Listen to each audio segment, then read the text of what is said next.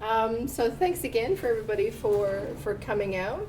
As we have said, with George has created quite a bit of news and news headlines of his comments about the senior leaders he was meeting in the White House around the lack of understanding of innovation in higher education and believing that we are exactly the same of where we were 150 years ago. So one of the difficulties we always have with education is separating that hype from the hope. Education is one area that I find senior managers are always looking for the next one big thing that's going to solve everything. This is going to be the one solution. If we all do this, it's going to be wonderful and it's going to be great. And unfortunately, that's really not the case. So around with learning analytics as a discipline has really been around now for about 5 years. And we've always been gathering data and we've always been doing things. The issue isn't data. The issue is meaningful use of the data. We could drown in data and we can drown in information. The really critical thing of what we're trying to do is to make sense of that in order to make decisions and to make changes in what we need to do to improve our learning practice with what we can do. So and I realize you've been having a number of seminars and things and conversations around learning analytics and analytics in general. The difference between learning analytics is that it's trying to make changes in real time. It's trying to make changes for the learner during that actual learning period, rather than most of the feedback and information analytics we've gathered from students have been ad hoc. So student satisfaction survey, going back in and looking at behaviors, looking at patterns, and looking at coming back. So for the student who's actually in that learning journey, they do not actually see the evidence of any changes in feedback that they've given. And we know that students get discouraged when they give feedback and changes aren't made and they'd like to make. So one of the things that learning analytics is trying to do is to gather that representation of data and to make connections between learners and the content, and between learners and tutors. So we do know a lot of the information that we gather. One of the gaps that some institutions have in actually connecting tutor behavior, learner behavior to the academic. The greatest impact on students is the behavior of who's actually interacting with them, whether it's other students or whether it's the academic themselves, of what we can do. That does have an impact. So we're trying to look at information of how students are looking at resources, how they're interacting, how they're participating. A lot of the drive has been because of online blended, where we have environments where we can capture digital footprints of activity and what we can do and what we can analyze it with. So for traditionally with the face-to-face, which are predominantly face-to-face, it's a little more difficult to capture some of the data trails. But most universities have a blended format of some sort of interaction with the students online, even with the traditional face-to-face and labs and pracs with what's coming on. And so it's looking at what information can we gather and marry with those sorts of things to be able to make changes. So as I had said, education, it's going to solve everything. So a number of universities around the world are focusing their analytics endeavors. They're putting a lot of money into their education data warehouses. They're trying to integrate and consolidate the data. And they think by gathering all of this information, it's going to solve the problems. This is going to be the thing. They're going to be able to understand their student more. This is going to be the differentiating factor, and they're going to get more students. Some marketing parts are actually saying, if we know which students actually succeed better, well, if we just went out and got more of those, wouldn't that solve all of our problems? No. Sorry, it doesn't work that way. The whole point of education is increasing access.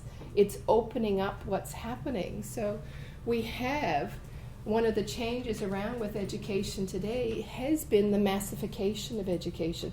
More people can access higher education than have ever been able to access it before. that brings with it a whole other set of challenges. Because maybe the prerequisites, maybe the background, maybe the training isn't the same of when we were requiring and it was very elitist and you only got in if you had this, this, this, and this, and this. So one of the avenues around us looking is how can we assist and support all students to succeed? It really should not be about access, it should be around success. And it really should not be on success of at-risk students, it should be all students. For a number of people, they really focus their learning analytics endeavors on at-risk, on saving. It really should be a focus for all students of what we can do, of how they're coming in and how they're accessing with what's coming on. So we were collecting data before. My background is, I'm a teacher. I started as a teacher. My background's mathematics and physics. So I've always been interested in how do I know, what evidence, what data, what can I touch to know that I am making a difference, that the students like to learn this way, they're learning more this way than another way, of what can we do. So it's an area that I've just sort of now fallen into just because of the natural evolution of my work and what's doing and what's coming on.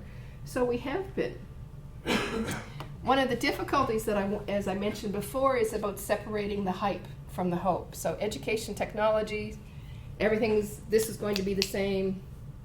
Learning analytics is the technology that's going to save, that's going to solve everything. So it's useful to go back into history and to think of all of these things that have been touted as the big game changers in education, which are going to save everything and create everything to do.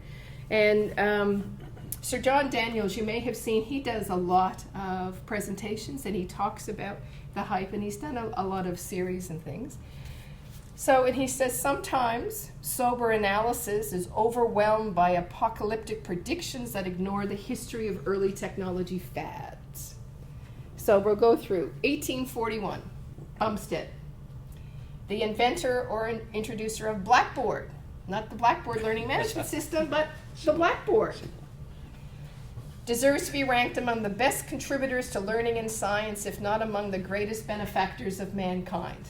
That's an actual quote that came out with what was happening.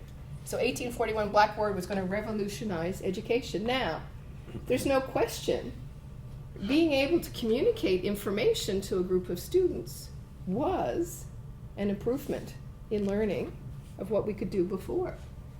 1940, Hoban, the motion picture, is going to be the most revolutionary instrument introduced into education since the printing press. So now motion picture, we got the Blackboard, that's static, now we want moving pictures, and this is going to solve everything. 1957, television. It's now, seems clear, that television offers the greatest opportunity for the advancement of education since the introduction of movable type. So we're all referring back to print, language, getting access, but all of these technologies are going to be the saviors. 1962, program learning is the first major technological innovation since the invention of printing. Yeah, don't think so. It's an impact. 1967, the impact of computers on society and hence on education has been compared to that of movable type and the printing press since Gutenberg. 1994, I don't have a slide for it. Simon Marginson, we all know Simon Marginson, he predicted the world is going to be hit by a tsunami that will sweep the ivy-clad university of the past away. How's that working out for you, Simon? It's we're still here. It's not going to happen. There have been lots of predictions that we're going to do away with bricks and mortar, that we're going to do away with education, we're going to do away. We're not. We're changing it. We're evolving. We're evolving how we're interacting. 2000, Internet in Education Conference. Internet and communications are revolutionizing format and delivery of education. MOOCs are going to change the world. Not so much hearing about MOOCs anymore. They were a They were going to predict it that they were going to come in. Again, this was going to be the demise of every university. It was going to change. It was going to come down. What it did was it actually made us think about access to education. What did people want? How did they want information? They were very happy to come in, have a look, and drop out, to think about it. Has it radically changed how we structure education? Not so much. It has had an impact. It has had an impact, I think, very strongly on blended learning. We have changed how we structure and think about giving information to students, the types of tools students use. Those are all very important, and they have all have been impacts with what we could do. But all of the information, you know, your head hurts, all of these changes. So now is learning analytics going to be the next big change? No. It's part of the evolution and natural evolution and change of innovation. Education is always changing. We're always adapting to the students. We're always adapting to the content. We're adapting. New theories come out. New information comes out. How we get to those sorts of things. That all comes and that all changes. So we do know with the Gartner, the hype cycle, 2012, big data was going to be the big hype. We can see the technology that's coming up. That's going to be really clear.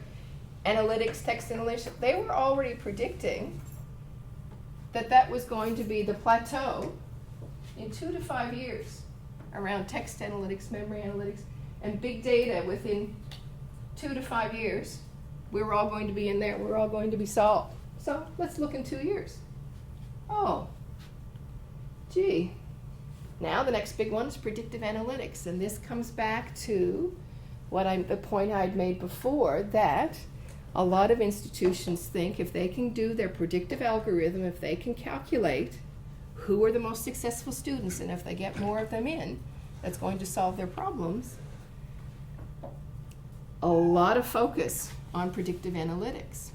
What we do know from a lot of the research that we have been done, and most of the original research on predictive analytics was on demographic characteristics, on background, age, gender, ATAR scores, HEC scores, first in family, SES. What we're finding really don't matter so much. There is some impact. The strongest predictor of student behavior is what they do themselves. Do they interact? Do they engage? Do they submit their assignments? Are they interested in learning? Do they pass their very first unit subject interaction at higher education? That is the strongest predictor of student success than anything else, any algorithm. And I have worked and I have created algorithms.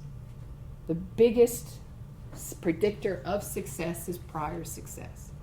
If you come to university and you fail your first subject, the likelihood of your continuing decreases than if you pass your first subject, which is why a lot of organizations, institutions have a lot of effort on first-year coordinators, transition coordinators, introductory prep courses, looking at what's within Canada and the US called gateway courses, so introductory.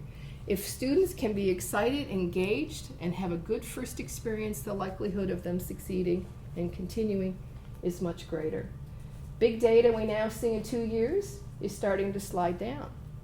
And it comes down to, it's not an issue of the data. It's meaningful use of the data. What do you want to know? What is it crucial to know? And one of the drivers of learning analytics has been the focus on the key pedagogical questions. It is around good learning and teaching, regardless of the style, format, mode, delivery. What is it that we want to know and why? And what are we going to do about it? So yes, there is value from learning analytics, and there is value from all different phases of the student life cycle. So marketing, capturing the very first time the student looks at interest, what search words are they entering, what are they doing, what are they gathering, commitment. So the difference, commitment, engagement, persistence are words that are being used a lot. So commitment is the student decides to study and pays their fee. The biggest loss for a number of universities is between commitment and engagement, depending on when they enroll to the start of the semester. So a lot of people are putting time and effort into contacting the student, making materials available to them sooner, looking at what's happening, giving them little tasters, little sweeters. You want to hook them. They've committed. It takes a lot of money to get a student in. If you can keep them from that stage, it makes a difference. So then an engagement is, they're here, they've shown up on the first day. You want to keep them past census date. You want to keep them past census date, and you want to keep them past academic withdrawal date.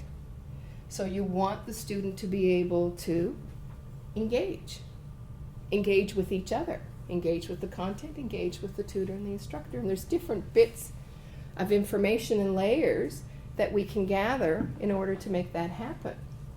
And then persistence is you want them to pass that first subject, unit, module, whatever you want to call it, and come back and take another, and another, and another, so that they complete whatever their study goals were, to be able with what's coming on and how we can do and look at what's coming.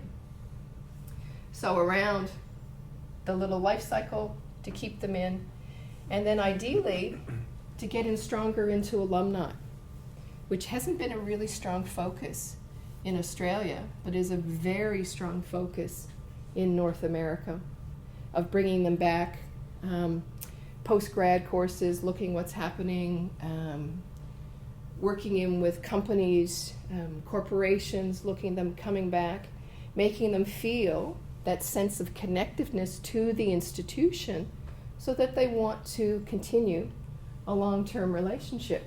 So around all of those things, there's all different data points that we gather to look at around with what you can do. The challenge of learning analytics is the type of data you're bringing in. You're bringing in all different sorts of data. You're bringing in structured and unstructured. You're bringing in text from student satisfaction surveys, student feedback surveys. It's coming in with what's happening. All the things are coming in. You're trying to marry a student information system with a customer management system, with the CRM, customer relationship management, with the LMS, with your finance, with your HR. You're bringing all of this data in. What you have to do then is you have to clean it and you have to integrate it. One of the biggest challenges is data quality from the source data. Was it entered correctly at the very first time? And now you bring all that in, so within that sorting phase of that cleansing and integration phase, that is a massive phase. And what has happened is a number of institutions have miscalculated the time that it takes to do that. If we're integrating learning data from all of those data sources, it could take years to truly get all of your data to talk to each other in a meaningful way within a warehouse, so that you can trust the report that comes out. You are confident of the data integrity, you're confident of the quality of it, and you're confident that the report actually means something to you in a way that you can then do something with it. So how you arrange it and how you present it visually, that's a huge challenge. Everybody wants a dashboard. Every university, we went from scoreboards. Remember, we all had scorecards, scoreboards. Now we all have dashboards. That's going to solve everything. If we have a dashboard, that's going to make such a difference, isn't it? In some instances, dashboards are good. They're good to tell you information, but you can have so much noise in there that it's meaningless. So we do know students from a number of surveys, conversations with tens of thousands of students. Students want to know how they're going. They want to know how they're going in the course. So a little dashboard, it's a little gauge. It compares the student to themselves of how they participated this week versus last week. They can self-select, they can choose. And this is a real dashboard that really operates within a system that students can come. So you can look at gauges, look at the sorts of things. They can look at, you can categorize, time online, are they accessing their resources, attendance, assessment activities, what they're doing. They can also compare themselves to the rest of the class. Students want to know how they're doing. Are they confident? Are they going along with everybody else and what to compare? We do have to be careful of giving students a lot of comparisons. So for some students, if we actually confirm for them that they're struggling and they are much further behind than the rest of the class, sometimes that's enough to trigger them to drop out, rather than the reverse, to trigger them to seek help. We do know for much of our population that need assistance, they're not the ones that generally take advantage of it. So how can we get that information to it? And sometimes with the dashboard, the trigger, the information comes, we can also get a dashboard for an instructor. So one of the things around with, regardless of the learning management system, whether it's Blackboard, Moodle, Desire to Learn, Canvas, Instructure, it's getting meaningful information to the instructor in a clear snapshot that they can make sense of, especially if you were teaching 300, 400, 600 students at one time. What are the key bits of information you need to know? How can it be presented to you? And what can you do? So a lot of learning management systems are creating it. A lot of student information systems are creating and generating dashboards for integrating data of what we can come. It is about visualization. It is about being able to make sense. And there are all kinds of visualizations that you can have. You can have a visualization that's so busy, what exactly am I looking at? This is a real dashboard out of the Open University in the UK. And I, quite frankly, find it really difficult to understand what I'm trying to read with it, with what's coming. This is a Blackboard Analytics visualization of what you can do, which is comparing this. So this would be for the student. The student would be able to see, so it's similar to the gauges, how they are comparing on average to the rest of the class in a number of key indicators of what you're doing. Dashboard will travel. Social networks. One of the things that we want to do is having students a sense of belonging. So the terms are using connectedness between this. So who do students want to talk to? When do they want to talk to? Get nodes of who are the leaders, who are the lurkers with what's coming on, and presenting information to be able to identify pathways for students of how they can assist. Have dashboard will travel. You get any bit of information you want. What's the key? It's meaningful. And it's meaningful in order for you to take action, whether it's the student to take action or it's the instructor to take action. If it's not meaningful, the whole point of learning analytics is driving action. You want to do something. So what if you find out? If you're not going to do anything, don't waste your time creating all of the stuff.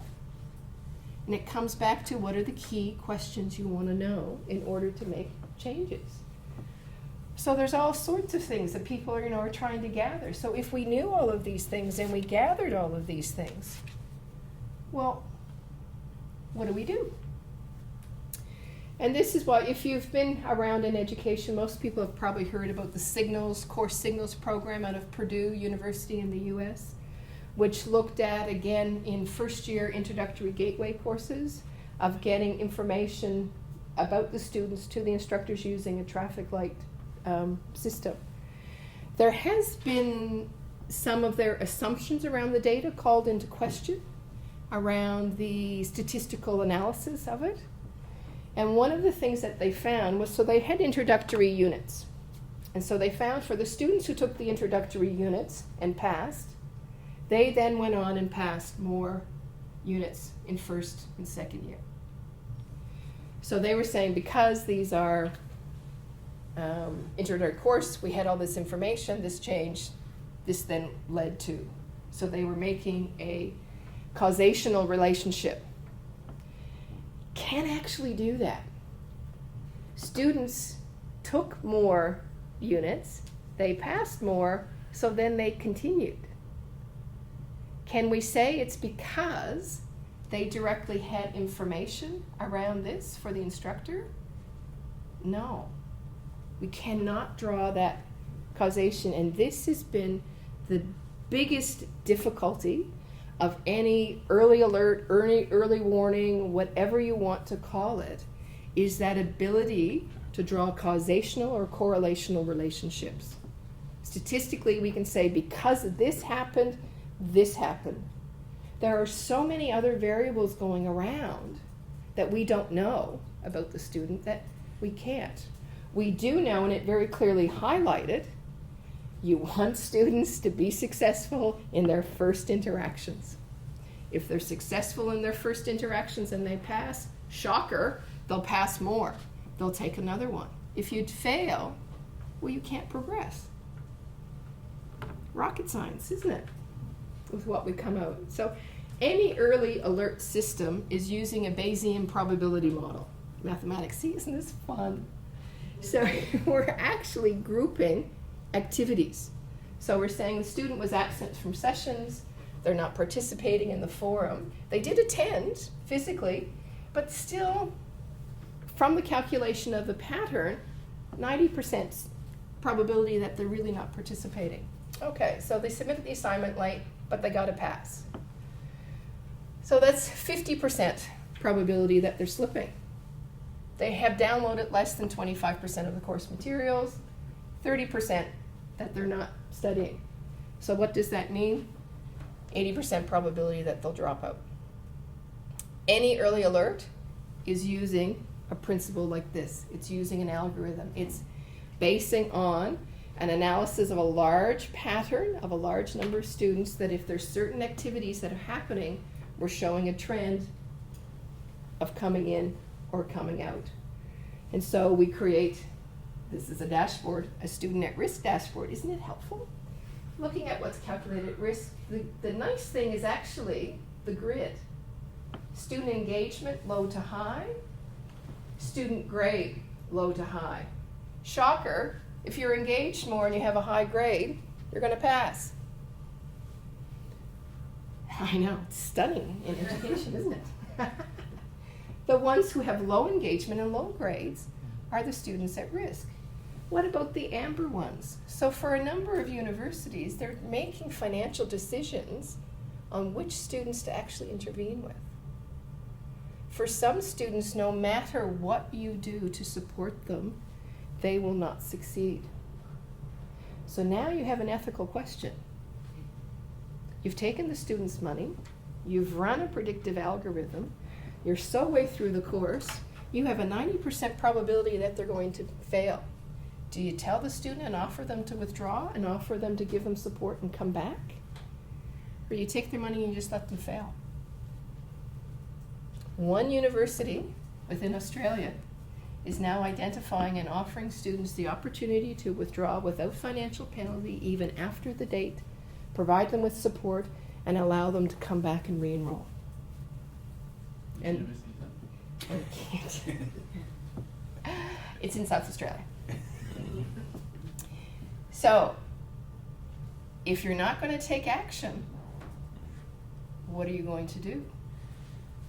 So we have incidences of institutions, organizations, of having information, the student failing, and then the student saying, well, you knew I was going to fail, why didn't you support me? Why didn't you help me? It's not my fault. I came here. Your goal is to help me succeed. So we haven't had a lot of court cases, but there's a few starting to pop up in Australia. So if you're gathering information, what are you going to do about it? What is your ethical and moral responsibility to do about it? And to think about those sorts of things around learning analytics. So yes, are we able to have indicators? Are we able to support? Are we able to alert students at the right time in order for them to make changes of what to do? Can we re-engage? Can we help tutors understand? The biggest gap, I believe, is in working actually with staff, professional development for staff, and understanding with large cohorts or small cohorts of the information that they have, what they can do, how they can change, how they can move in, getting them information in an easy, timely way that does not add additional workload. So you don't want to go into the learning management system and click on 3 different clicks to get this report and to create it and then to bring it up. That's taken you now an extra hour to do. You want information to you that you need to know at the right time. The same as the student. And so that's what a number of universities are working on. They're working on, and that has been a really strong focus of their learning analytics strategy, is getting the right information to the right people at the right time to make a decision. So whether it's students, learning advisors, academic advisors, instructors, academics, heads of schools, whatever, we can look at what can we do strategically. So we do know Open University in the UK has been a leader in learning analytics. They are online university, over 200,000 students. So they have a vested interest in keeping their students in analytics. So looking at, again, now that is the same as the student life cycle, the same commitment, engagement, persistence, looking at very key learning and teaching activities, analyzing, doing a lot of work with their teaching staff, and looking at what the indicators and measures, and yes, feeding them into dashboards. And you need different levels of report for different people, because again, it's the right information to the right people at the right time in order to take action. And we want to take action so that we actually know we can draw a correlational or a causational relationship between the trigger and the intervention and student success. So what we can do, guided by evidence. So looking at those sorts of things. So it's exactly the same thing. It's all about student success. They don't talk about students at risk. They talk about student success. Success for all students coming in. What do we know? Guided by evidence. So looking at evidence, these are all, and I realize this is a really busy slide, but it's looking at all of the sorts of things that we have indicators now that they've decided that have no impact. Evidence of impact. We know that they have impact, but we can't gather the data, and ones that we don't know. So clear evidence of impact, but we can't gather them. What's going on personally in the student's life? We can't gather that. They might be able to tell and share. But that is a huge impact on whether or not the student's going to continue, succeed, regardless of where they are in their journey. Their workload is what's coming in. We do know if they're overloaded, it's what's coming in. We do know family support, all of those sorts of things, early contact, early engagement, coming on, language. So a lot of the ones we have with evidence of no impact of looking at, where we were focusing a lot, and it depends actually on your university and your context of whether age, gender, socioeconomic status, entry score does have an impact for you, for your students. So one of the difficulties is of why we're 5 years in learning analytics and have not been, major institutional implementations, has been the complexity of the universities and the diversity of universities. Universities are very different structures, have very different students coming in with what's situated. And so each one has to be contextualized. But we do know, we do have an emerging picture. We do know what we do need to capture. And the institutional knowledge is critical. And so what happens sometimes within analytics areas that are developing all of their predictive analytics or their algorithms or looking at their success is that they may not really have the level of engagement with the key people on the ground that they should in building the report in the first place. Testing the report, looking at it. So again, it's getting the right information to the right people. And it should be collaborative. It should be very wide disciplinary teams coming together in order to move around with learning analytics. We do know as well, if we can look at patterns, that sometimes the biggest impact on whether students' progression rates of who's happening and who's succeeding has been the staff member who was teaching at that time. We don't like to talk about that. It's a critical piece.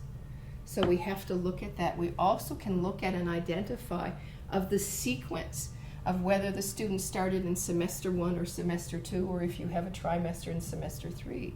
We can see at universities different patterns of student progression depending on what semester they started in the year. And it leads to what else are they taking, what are the co-requisites, what were the prerequisites, and what were their pathways.